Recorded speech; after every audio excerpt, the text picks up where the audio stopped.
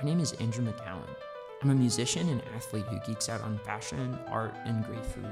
I've spent time working with elite performers, repairing instruments for major symphony musicians, training for marathons, and designing wardrobes from everyone from freshman college students to big city lawyers. Trequartista is the Italian word for playmaker and is used to describe a particularly creative role on the soccer pitch, typically behind the central striker. And as the musical trequartista, I aim to kickstart conversations about topics and areas that I think are underrated, underdiscussed, or particularly important to a sustainable, high-octane life. This is the Musical Trequartista, the podcast. Hello, everyone. This is a really cool interview. It's my first two-part interview with my good friend Vinny Giaconia. Vinny is the bell spinner for Best American Craftsman, which is a trumpet and trombone manufacturer based in Kansas City. You may know a number of their artists, including guys like Christopher Bill and Trombone Shorty. It was really, really fascinating getting to chat with him about his perspective on the repair industry. He and I met doing our apprenticeship, and then what it's like been doing manufacturing. Please enjoy Vinny Giaconia's interview, part 1. Okay, cool. Yeah, that's super weird. I always feel super weird starting podcasts, though, because it's like, we all know there's like an unspoken intro that's going to happen before this that I'm going to record later, and then I got the theme music, too. So it's like, and I don't have a soundboard or anything. So in a really, odd, self-aware way, it's just very, very strange. Yeah, it is. This is my first podcast intro, so... Wow! Well, it's only, my 6th. So, it's only my second interview, so it'll be really, really fun. Okay, everybody at home, this is the musical Trequartista, and I'm here interviewing a longtime friend and immense creative, Vinny Giaconia. He is the bell maker at Best American Craftsman in Kansas City. How are you today, Vinny? I'm doing well. How are you? I'm doing awesome. So, the point of the podcast is to talk about things about our lives that are underrated or underdiscussed, or just things I find fascinating in the world. And obviously your job is one of them, and it ticks all of those boxes. So tell us a little bit about working at BAC. Well, I like it a lot. I started out apprenticing under John Duda, who was the bell maker at Benge and Colicchio, and helped start Canstel and Marcinkowitz and all this crazy stuff. And unfortunately he passed away in January, so it's definitely been a crazy learning curve of trying to utilize the time that I had with him in the best way to be successful, along with trying to kind of figure things out without his guidance as well. I imagine the emotional distress of that is not very nice to work with either, because it's been a challenge, totally. For everyone at the shop. It's we've kind of all been doing our best to be there for each other and help each other out in any way we can. That's so great. That you're able to support each other that way. But I imagine losing a mentor has got to be a pretty severe blow.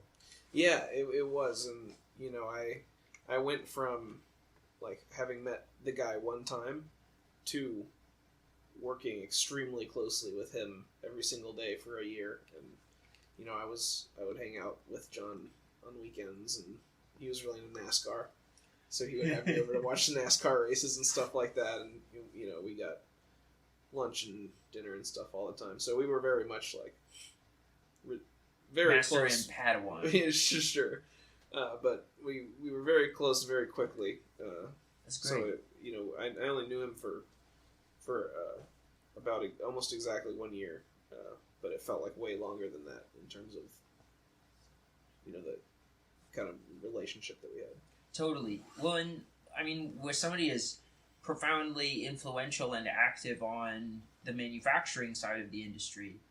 Like, how does it feel to basically be chosen by the Grand Master as like the next high-class American bell maker? Like, that's such a huge deal. Well, I have an extremely long way to go before I can start calling myself anything like that, but it was definitely wild when I started getting, like, communication from the company.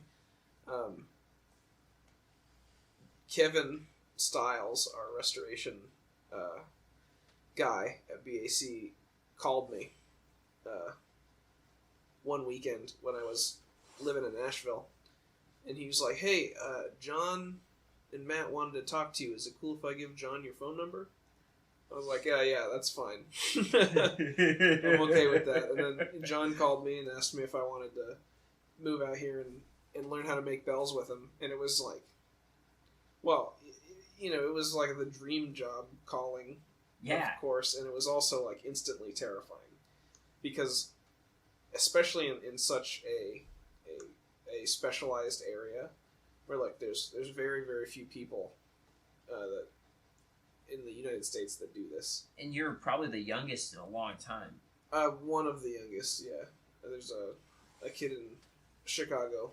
I think we're close to the same age. He might be a year younger than me, Miles O'Malley.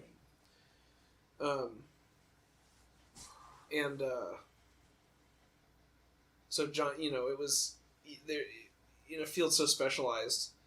There's that constant like, I really hope that this guy didn't choose the wrong person, you know? Oh, man. And I'm sure that that imposter syndrome would be devastating. And I'm sure that that's something that I'll be thinking, you know, until I'm John's age, of course, you know, because there's always that doubt. But I guess the best I can do is just keep trying to live up to, I know what he presented his standard to the world, you know. And like I said, I have a long way before I'm at that point. I'm definitely still, you know, in that early apprenticeship stage. Yeah. Trying to... I've had a tremendous amount of help from Matt Siminer at BAC. Has probably been the biggest help. Helping me, like, work things out and figure things out that I can't ask John anymore. You know? Yeah. Well, that's great that they enabled that space for you and were like still all in on the investment of your training. For sure. That's really, really great. So you said that getting to work for BAC was your dream job. A lot of people don't have their dream jobs at 22. Let's start with like what. Can you tell a bit of the story about what made it your dream job and why this was the place you wanted to be? Sure. So I was initially a bass trombone music education major at UT Martin. And after my first year of that program, I had some pretty serious medical issues go down. I was diagnosed with Crohn's disease, and I had a foot and a half of my small intestine removed. Oh my gosh. So obviously it was a significant challenge to go from that surgery right back to playing trombone every single day. Not to mention I wasn't allowed to lift more than 5 pounds. So I couldn't even lift up my instrument. You know, I don't think I was able to touch the horn for 3 or 4 months that summer. And that summer was super important, transformative in my kind of where my life was going, because a couple things happened. The first was that I connected with Nick Lawfer, and I started taking private lessons with him. Nick played with the Maniacal 4 trombone quartet. And is one of the coolest dudes around. He is one of the coolest dudes around. He tours right now with Toby Keith as Toby Keith's trombone player, and he teaches jazz trombone at Vanderbilt. Casually, yeah. 3 very, throwaway resume markers there. So I started taking lessons with Nick, and I decided to take my third semester of college off, so I decided to stay at home and work. To give myself a chance to recover and build my chops back up, and that didn't happen. But studying with Nick was one of my favorite times with the instrument. Wow. And I say that even though studying with Nick is what made me realize this is not a testament to his playing or his teaching, but is what made me realize that I didn't want to play trombone for a living. Why? What made you make that decision? Well, I got a summer job at a store in Franklin, Tennessee called Shuff's Music.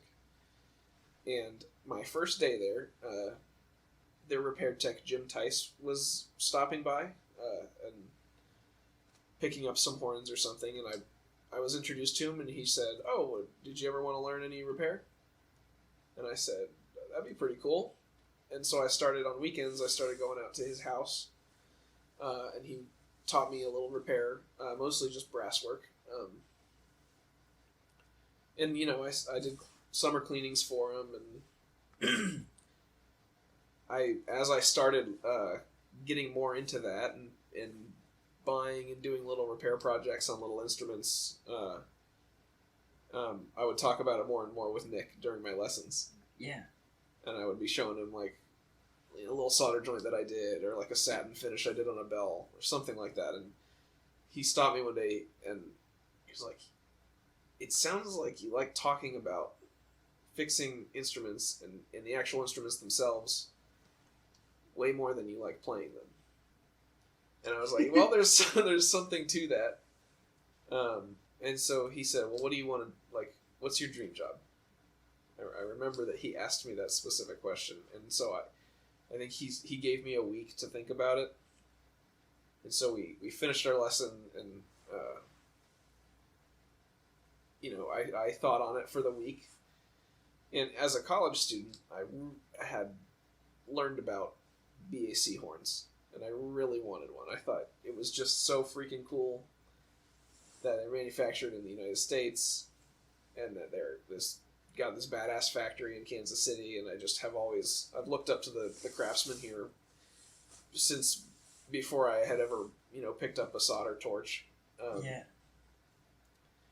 And so that week passed, and I sat down with Nick, and I was like, "Well, I want to work at this place, and I want to make trombones." And the more and more I got into it, I was like, how cool would it be to learn how to make the bells? Like the most, labor intensive and hard, difficult and frustrating and rewarding part of the process. I was like, well, what if I did that? Absolutely. So that's kind of where we started. And after talking about it for a couple lessons and things like this, Nick said, "I think that you would be a really good candidate to work with Karen," who I did not know that they were married at the time, because they did not tell me. Oh, that's hilarious. It was hilarious. So that's when I started working with Karen and started in the Emerging Artist Program. Was in, I guess, like March of 2018. So I had gone back to UT Martin, and then immediately decided that I wanted to go to repair school. Cool. I want to clarify two things really quick. Anybody listening at home, Karen, who Vinny has mentioned, is Karen Cubides. She's the CEO of Empire to Inspire and Karen Cubides Agency. The Emerging Artist Program is a coaching service that she does. It's amazing. We're both members. If you're interested, you should go to KarenCubidesAgency.com and sign up, because it's great. It is great. Sorry, Karen, I forgot to say it last time. It's okay. Okay, and then the repair school thing was one of the things I wanted to jump on next. Vinny is a friend of mine from repair school. That's where we met and made a bunch of friends and played a lot of baseball and broke a lot of bats, and it was great. But so yeah, I'm interested to hear like talk about the repair school bit a little bit because like a lot of people don't realize that that's an option. Mm-hmm. Like you talked about with how you started doing some of the repairs, like that seems pretty common for a lot of people that either that's how they jump into an apprenticeship, but I don't know how many different like everybody that goes to Red Wing's got a different story how they got there. Oh yeah, for sure. I mean, I was shocked when I got there how many different backgrounds we had in the tiny class, because it was like I think the class starts out with 40 or 50 people. Yeah. And you know, we had students from Canada and students from South Korea and students from all over the United States. Retired people that were like, I want to do something else. Retired people, Marines, active duty Marines. Yeah, it's nuts. Just people from so many different walks of life, all randomly deciding the same year to start fixing trombones. You know, it's really interesting. But when I started doing repair at Schuff's, I was interested in it. You know, I thought totally this would be a cool career option. So I just was asking around, like how to get more training on this and like where you're supposed to get training. And I started doing some research, and there's only like 4 schools in the country. And Red Wing is the best one. Yeah, my experience was so different. I had left the music ed major at ISU, and then like everybody just kept asking me like, well, what are you going to do instead? What are you going to do instead? And I thought like, oh, well, doing like the repair manufacturer thing, like, that's something that will get people to shut up. But at the time, I thought that would be something where I could do that and actually being able to swing being a composer and like performer all at the same time. And it's just very difficult to maintain like a full-time job in one and a full-time job in the other two and have like a life, because having a life is also a full-time job. Yes. So like at that point you literally don't have the hours in the week. But so like I waltzed up there like, oh, this is gonna be my way out, and I didn't know like anything about repair stuff. Right. Like I remember sitting in the first day of class, and John asked like, what temperature does soft solder flow at? And somebody just like knew, and I'm like, this is day 1. Yeah. Like how do people know that already? Right, I'm so behind. Yeah, that was the first time I had any of that information as well. So I had very minimal training. I just did a little bit of dent work and some really bad soldering, and then I was like, just all right, let's jump in. And yeah, I think we both had a really great experience at Red Wing. We most definitely did. So, for anybody wondering, we went to repair school in Red Wing, Minnesota at the Minnesota State College Southeast Technical. At Red Wing. In Red Wing. Not to be confused with the Minnesota State College Southeast Technical at Winona. Yeah. But if you look up Red Wing Band Instrument Repair in your favorite search engine, which is definitely Ask Jeeves, even though I'm pretty sure that's not around anymore, you should find it really, really fast. They're also on Facebook, possibly Instagram, and they are also on YouTube, I think. So if you're interested about like some demos or just finding out a little bit about the program, those are all great resources, and you should be able to find it because like they're all the search results like ever. It's just like tons of that, or like newspapers that have written about how great they are. Like I found one of those when I first looked it up. It's like a tiny Minnesota newspaper, and it was like Greg and John over at the Band Instrument Repair Department restored our like the donation plates for this church. It's like awesome. Them like smiling, giving a thumbs up. It's just like a really shiny brass plate. Oh Oh, man. Yeah, I mean, I had an amazing experience there. And just like, I mean, you look and hold instruments so differently when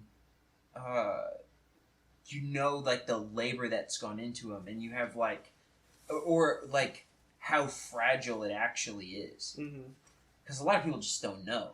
Right. It's, yeah, I definitely have noticed, I look at horns very differently now. I used to treat them, way more casually. And, you'd toss your horn around in marching band and stuff like that, and you don't really think anything about it. Now it's like every time I see something like that, it makes me cringe a little bit, because I know that somebody's going to have to do the work to undo that. Every time I think about all of the times that I jumped and did the splits while wearing a sousaphone, I now cringe at. Oh, yeah. They keep me awake at night. Like, I was way too acrobatic with that tuba.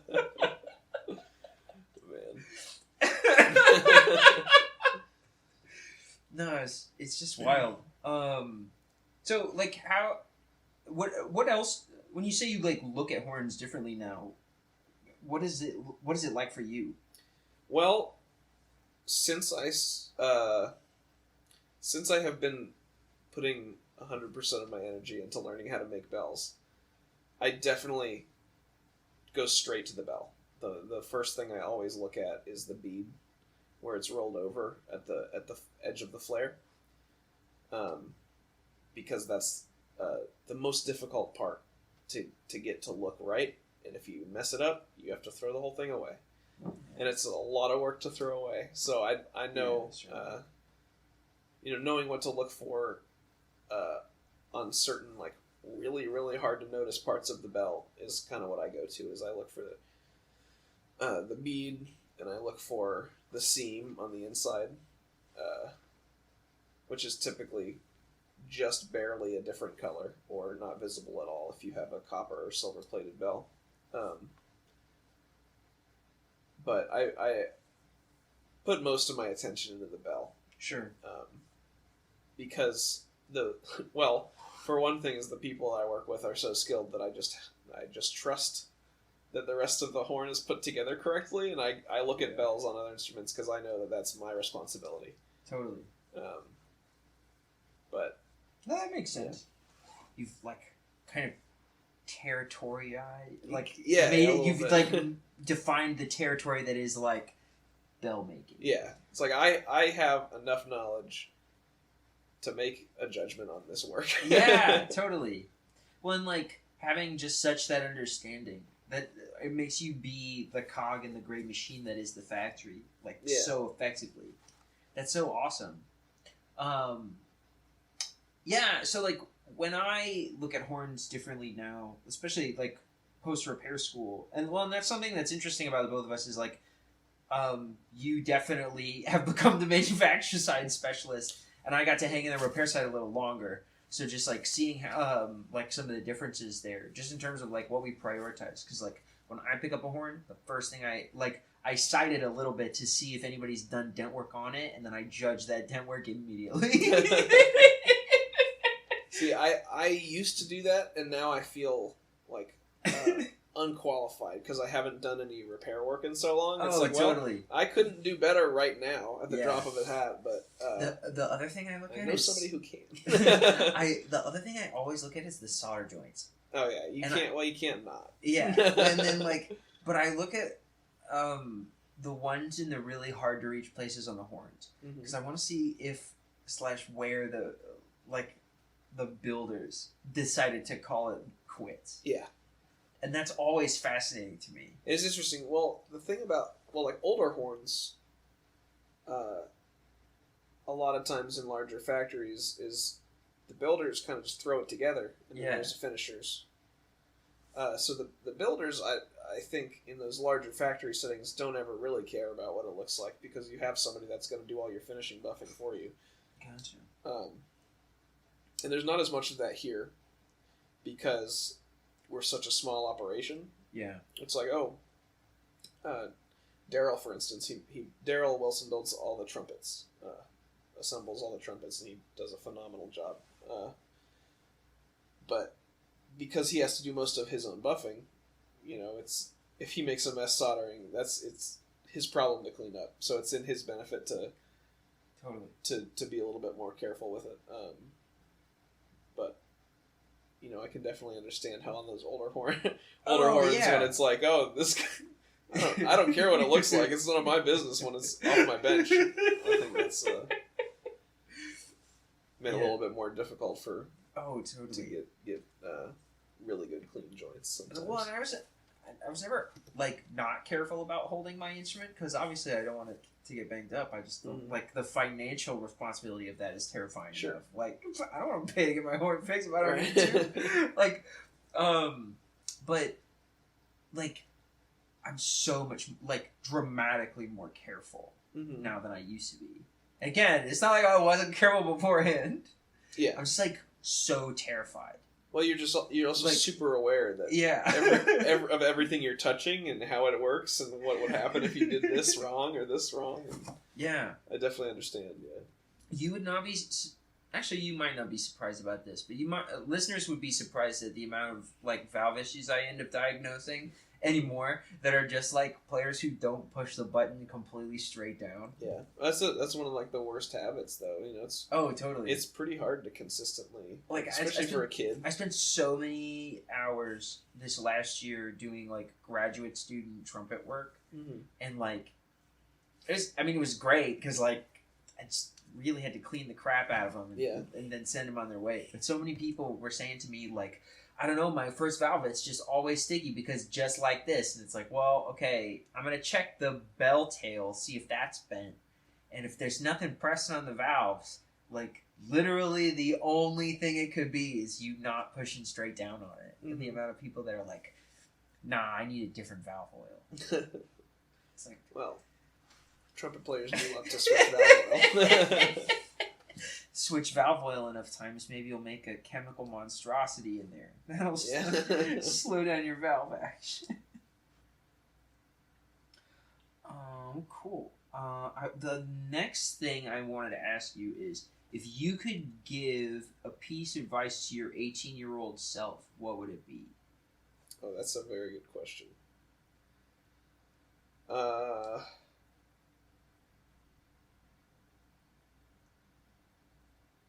That's a really good question. Wow, I was not prepared for this one. Okay. I would say just keep bothering people at conventions. Yeah, I think that's a really great piece of advice. Bothering people at conventions is amazing. And I'm going to share with the listeners, we talked about this earlier, but my best advice... This advice was given to me before iTech 2019. 2019? Yes. iTech 2019. My friend and mentor, Mark Carlson, told me that my job at that conference was to talk with all of the tuba and euphonium players about everything except tuba and euphonium. And so when you go to music conferences, go conferences of any kind, talk to the people there about anything except what the conference is about. Because, some people care about that. And obviously, you can talk about some of that stuff. But your goal is to get to know them as, the person they are. And not the musician that they are or the business person that they are.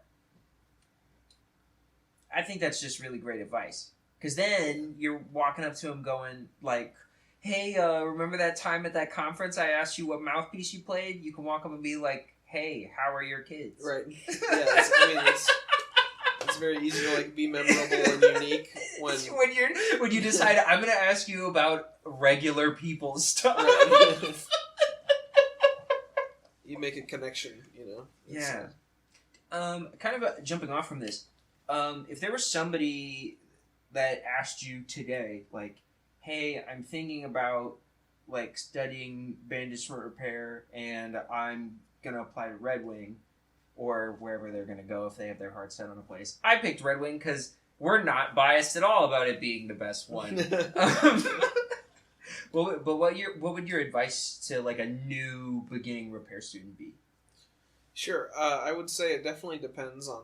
I would want to have like a conversation before I dished out my heavy hitting advice. But I would say, do your best to research the negative parts of the job as well to make sure it's something that you want to do for a long time. Absolutely. And then I would say, just go for it. I don't think there's a downside to pursuing any sort of trade. I don't think so either. Even if you don't end up doing it for your career, like you, Andy. Yeah, I'm it's the case still, in point of that. It's like, still an how many different kinds of arrows can I have? Right. Okay. It's still an incredibly valuable skill, and you use it and you apply it to every part of the industry that you operate in. Totally. Well, and also like, it makes you a million times more handy. Oh, like, for sure. Like, one of the things that I've loved is that like, I can actually like, I feel more empowered about fixing anything I get my hands on by a landslide. And like, where once I would have been super intimidated to try to like fix my toilet if something like really right. crazy went wrong. Now I'm just like, nah, let's jump in. I know how to thread stuff. I loved the machining part of the curriculum though. That was one of the things that like really stuck it for me, and like that was one of the things that I found. Like I always had a whale of a time when we got to go into the machine shop, and when I was deciding that, well, in the grand scheme of things, that maybe like a full-time career as a repair technician wasn't really for me. A big portion of that was like we didn't do any machining anymore. Yeah, and so like some of the projects at school that I got to do with our teacher John Huth like were amazing because we'd like make 1950s Benj trumpet braces from scratch because like they haven't made them since the 1950s. Right. And like it was such a whale of a time, but there's so much that's like do it exactly this way, this exact one time, and send it on your way. About like the repair shop side of stuff that it didn't scratch all of the creative itches that I had. For sure, yeah, and machining is probably the one thing that I really do miss about the school. Yeah. At this point, I do work with machines, but with making bells, you're never doing much like precision machining. Yeah. So making small parts and things like that. I've done a little bit, but it's something I've wanted to get into as a hobby. At some point in the future, just the ability to make things out of solid metal that are functional and look good is incredibly empowering. Oh, absolutely. It's like, even just turning something down to a smaller size is like, I did that. Yeah. I made this piece of steel smaller. Yeah. It's hilarious. Well, like, when John and I made the piston truing sleeve on Reynald Schilke's honing machine, which still to this day blows my mind. Yeah, like, awesome. Wow, that guy founded the company that makes the mouthpiece that I play.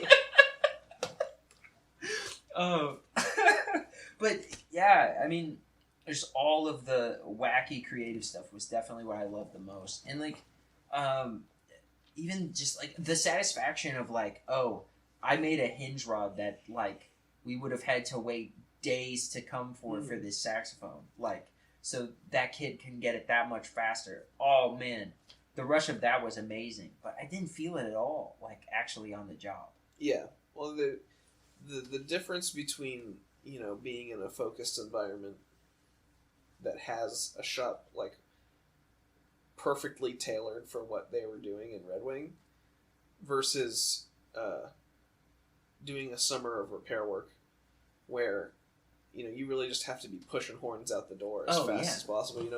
You don't like have a Virginia job. Yeah. When I worked in Virginia, and we did like 9,000 horns in a summer with 2 full-time techs and 1 part-time tech and 1 part-time cleaner. It was gnarly. Crazy.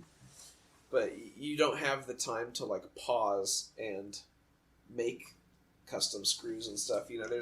There's a few people that we graduated with I know that are lucky enough to be in like high-end shops like that, where they they're doing custom work, custom repairs and modifications and things, and have the ability to do more machining and lathe work and things like that.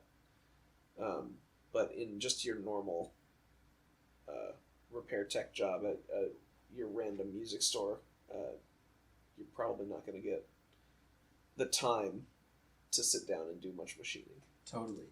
Well, like a lot of places don't even have a lathe, depending on where you're at. Oh yeah, I mean, the shop that I worked at first out of school actually did have a lathe, but I was surprised, that they had that, and I've not seen one in a common repair shop in a long time. Yeah, I mean, for so many, like, a lot of that work is just something that they won't touch, or like they don't even bother with knowing a lot of the machining stuff. Mm-hmm. Well, it's so easy to just order your parts, Yeah. But it's also super easy to just make it in 5 minutes. Yeah, especially if you're like John Huth level of amazing at small instrument parts machining. Oh yeah. Like, I was always blown away by his work and John Duda about just how he could make anything. I mean, he would look at a part and he'd say, "Oh yeah, I can make that," and he would grab a piece of high-speed steel and chuck it in a vise and just cut a perfect cutting bit for for the part he wanted to make, and it would just be done. That's incredible. He would just Dremel out the piece of steel. It was like, dang. I mean, when you've been doing it like 50 years or whatever. Oh, for sure. But imagine the coordination and the ability to like see the details that small just blew my mind every time. And when he started metalworking at all in high school, he was a jeweler. So like he's been doing that precision work since the beginning. Absolutely. So, well, and that attention to detail, the luster and like the buffing of his horns must have been incredible. Oh yeah, I mean, he did so many things at like such a high level. It was just ridiculous to watch him. That'd be amazing. Yeah, based on me being brand new to the industry and him having been in it for 50 years, there was a lot of frustration because he had difficulty like waiting for me to learn things. So he was we both wanted my work to be at his standards, and that did not happen all the time or much of the time. Yeah. But there's such a huge gap in our experience in the industry. Totally. I think you've kind of answered this question indirectly already, just with a lot of the experience about a BAC and about working with John that you've talked about. But like, is there anything else that like compels you to keep doing this so relentlessly? Because I'm always really impressed by people who are just relentless in the pursuit of quality. Well, there are a couple big driving forces for me. One of them, I have said, is that I don't want to be the wrong choice that John made. Yeah. I'm the last person that John ever got to teach, and that's a significant responsibility on my shoulders, and I really don't want to mess it up. Of course, and there are all these things that I wanted to ask and say to John before he passed, and it's like I won't have that opportunity to do that, and so all I can do is carry on, this last thing that he did for me and for the industry. So that's probably the biggest motivator is just wanting to be the correct choice from John. Yeah. That's a lot of weight. It is. But damn. I have a passion for the work, and absolutely there's a lot of people that want to learn how to do this work, but what you don't see is that it's hard work. It's a lot of just like swinging a hammer and lifting heavy things, and it's not super fun, but it is incredibly rewarding. But it is a lot of hard work. There aren't a lot of people that actually want to keep doing the work. And I don't know why, but I have a passion for it, and I want to keep doing the work. And I'm just going to keep doing it. That's awesome. So, you know, I couldn't tell you why I have this passion that I have. You know, I'm sure it traces back to, like, when I fell in love with the trombone as an instrument and the, you know, the progression from there. But I really, honestly just don't know. I just like it. I think it's really cool. Yeah. That's super great. So let's talk about trombone for a second, because, I mean, you brought it up a couple times. So you stepped away from trombone and came back. Yes. So I played pretty heavily from, like, you know, high school marching band up until... Well, that explains it. You had marching band pedagogy instead of ska band pedagogy. Right, of course, you played really heavy. Okay. And probably a little not so far on the front of the beat. So, like... Probably not, no. Very square player. Right on the beat. I don't swing. But, and I really stopped playing when I got to Red Wing. So, gotcha. You know, I would have been a sophomore age in high school. I would have been 20, or in college, excuse me. Yeah, dang. And so, you know, it got to the point I was at Red Wing and we were working on brass instruments all day, and I really didn't care to pick up another one when I got home. You know, I was never a phenomenal player. You know, I could hold my own, but I wasn't going to be a great trombone player, you know. And so I just kind of stopped picking up the horn. And then that continued as my job in Nashville, and continued for my first full year of living here. I think I played a little bit on, like, our horns in the showroom like a year ago or something. Dang.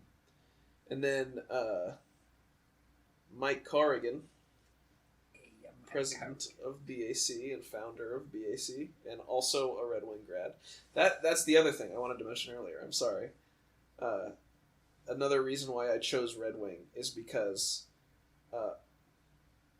a significant amount of the people that work on the factory floor graduated from Red Wing. And I thought, oh nice. If I go to the same school they did, that might give me a better chance of working there someday. Yeah. But, yes, Mike Corrigan, for a while, invited me to these jam sessions that he hosted in town. And it was just a small little group. And for a long time, I did not want to, because I hate playing improvisation. And finally he wore me down, and I went to one.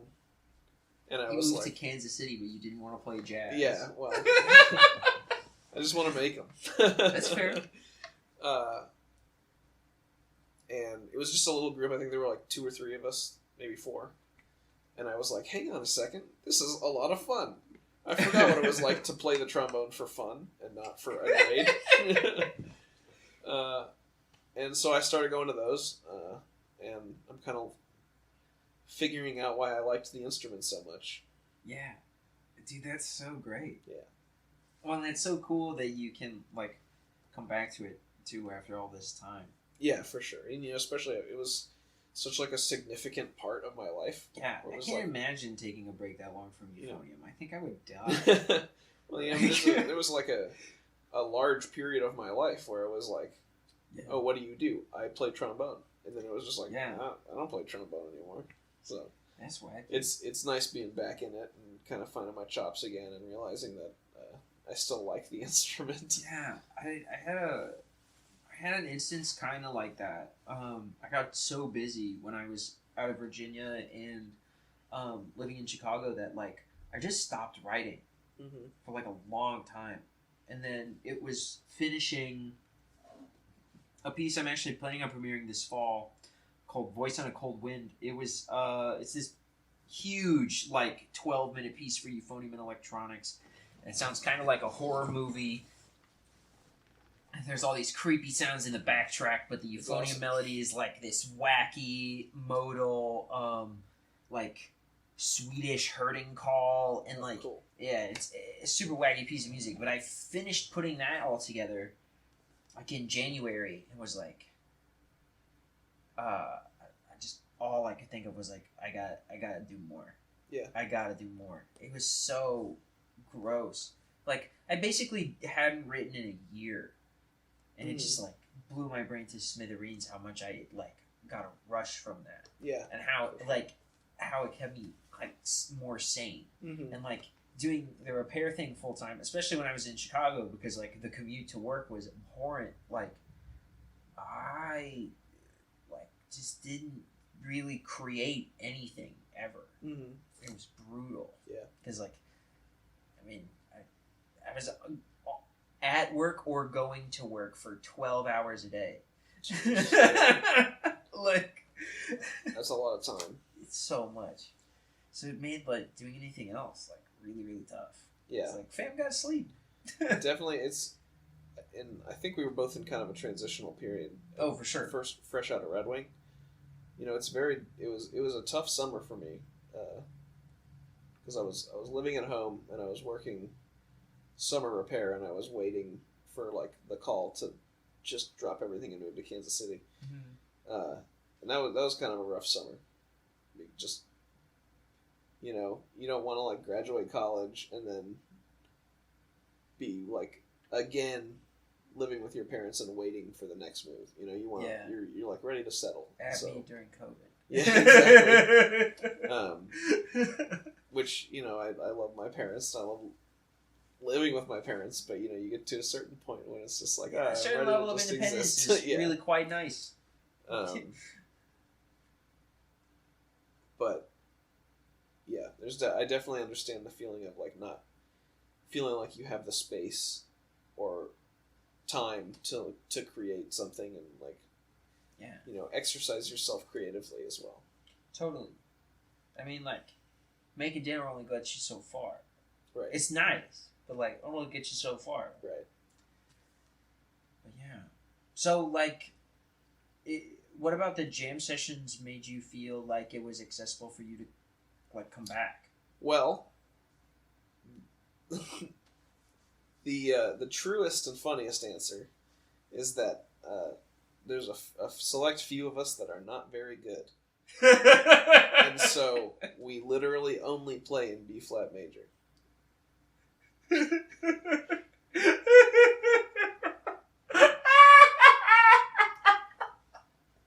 And so that makes it extremely accessible for me because I don't really have to do any thinking about what I'm playing.